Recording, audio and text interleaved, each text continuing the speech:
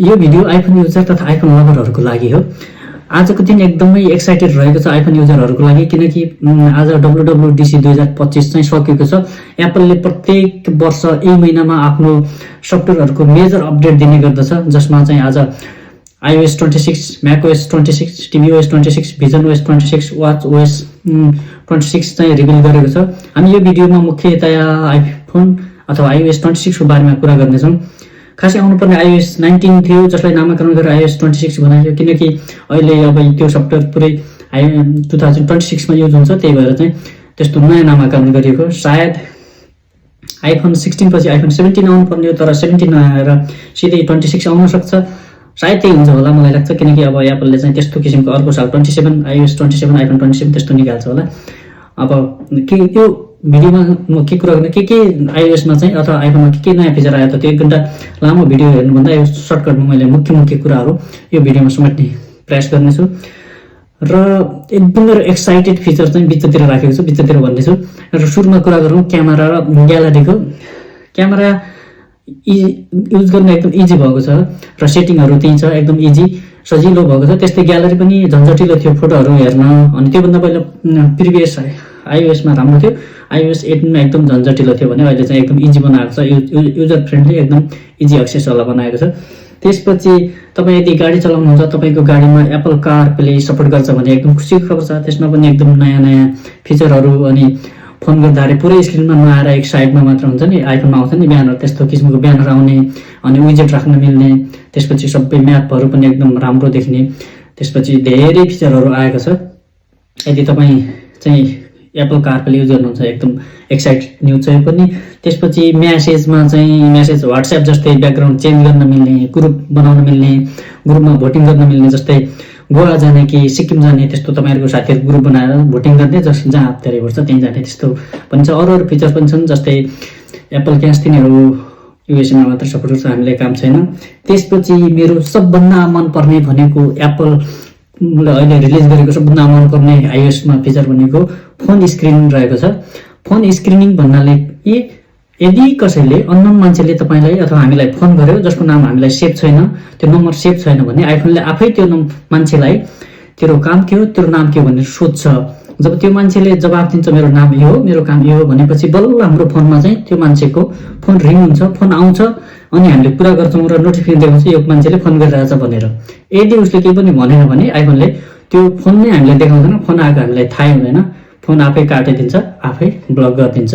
एकदम स्क्यामरहरूले स्क्याम गर्न चाहिँ अब सक्दैनन्, एकदम यसले चाहिँ हेल्प गर्छ हामीलाई।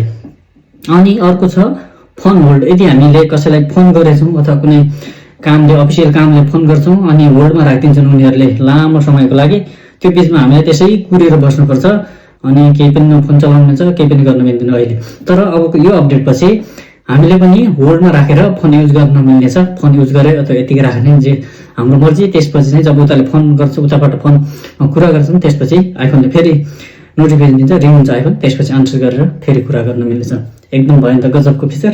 त्यसपछि अर्को छ भिजुअल इन्टेलिजेन्स, जसमा चाहिँ स्क्रिनसट लगेर कुनै प्रोडक्टको डिटेल थाहा पाउनु, कहाँबाट अर्डर गर्ने अथवा कहाँबाट पर्चेस गर्ने, कुन प्रोडक्ट हो के हो त्यसको गुगल गर्न, सर्च गर्न, च्याट जिपिटीलाई सोध्न सकिनेछ। त्यसपछि कुनै इभेन्ट छ भने त्यसलाई पनि एड टु क्यालेन्डर गर्न सकिनेछ भिजुअल इन्टेलिजेन्स। त्यसपछि त्यही रहेको छ।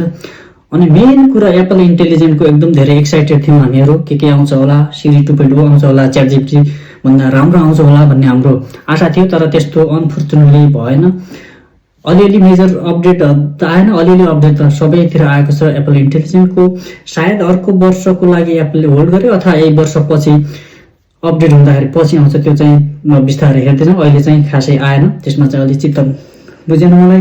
त्यसपछि म्यापमा पनि अपडेट आएको छ। यदि तपाईँहरू गाडी चलाउनुहुन्छ, म्याप लगाउनुहुन्छ भने डेली तपाईँ जाने बाटो, काम जाने बाटो आज जाम छ भने त्यो बाटो आज जाम छ, यताबाट अल्टरनेटिभ अर्को बाटो जानुहोस् भन्ने सजेसन दिन्छ। अथवा तपाईँले आज सधैँ रेगुलर खाजा खाने, कफी पिउने पसल बन्द छ भने आज त्यो बन्द छ, यहाँ जानुहोस् भनेर देखाउँछ। पहिले सबै तपाईँलाई तपाईँको डाटा ट्र्याक गर्छ, तर त्यो अरूलाई थाहा हुँदैन, तर इन डिभाइस हुन्छ, एकदम सेफ हुन्छ युज गर्न। त्यसपछि छ अर्को एकदम मनपर्ने फिचर चाहिँ लाइभ ट्रान्सलेसन भन्ने, जुन चाहिँ यदि कसैले फोन गर्यो र हामी त्यसको भाषा बुझ्दैनौँ भने फोनमै नै त्यसको हामीले बुझ्ने ल्याङ्ग्वेजमा ट्रान्सलेसन भएर आउँछ, लेखेर आउँछ र हामीले बोलेको उताबाट बोलेको हामीले ट्रान्सलेसन हुन्छ, हामीले बोलेको उता ट्रान्सलेसन हुन्छ। यदि उता आइफोन छ भने, यदि उताको मान्छेलाई आइफोन छैन भने पनि हामीलाई चाहिँ आउँदाखेरि आएको फोनमा चाहिँ ट्रान्सलेसन भएर हामीले बुझ्ने भाषामा ट्रान्सलेसन भएर आउँछ। भएन त एकदमै एक्साइटेड। र हामी यो सफ्टवेयर कतिखेर युज गरौँला कतिखेर युज गरौँ भन्ने एक्साइटेड भएका छौँ होला। तर अहिले डेभलपरको लागि मात्र एभाइलेबल छ। तपाईँले चाहे तपाईँले डाउनलोड इन्स्टल गरेर चलाउन सक्नुहुन्छ। तर एउटा मात्र फोन छ भने प्राइमरी फोनमा यो डाउनलोड गरेर इन्स्टल नगर्नु होला, किनकि यसले गर्दा ब्याङ्किङ एप्लिकेसनहरू नचल्ने, फोन हिट हुने, त्यसपछि गेम खेल्न नमिल्ने हुनसक्छ। अनि पब्लिक बेटा चाहिँ जुलाईमा रिलिज हुन्छ होला सायद, त्यो बेला गर्न सक्नुहुन्छ। अहिले चाहिँ तपाईँको मेन फोन हो भने प्लिज नगर्नु होला, ओभर एक्साइटेड नहुनु होला। पछि धेरै कुरा बिग्रिन्छ, फेरि iOS 18मा जान एकदम झन्झटिलो छ, गाह्रो छ, अलमोस्ट इम्पोसिबल छ भनौँ होइन। त्यही भएर ओभर एक्साइटेड नहुनु होला। बिस्तारै पछि सबै कुरा पुलिस हुँदै राम्रो हुँदै आउँछ, त्यसपछि गर्नु होला।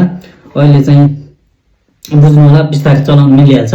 त्यही भएर कुन कुन डिभाइसमा यो आउँछ भन्दा आइफोन 11 देखिका अलमोस्ट सबैमाथि iOS 16 प्रो म्याक्ससम्म सबै आउँछ, त्योभन्दा तलकोमा चाहिँ आउँदैन। र यो भिडियोमा यति नै। यो भिडियो यदि तपाईँलाई मन पराउनु भयो भने म यसको iOS 26 को बेटा 1 को डिटेल भिडियो चाहिँ बनाएर ल्याउँछु। हस्त, धन्यवाद, थ्याङ्क यू।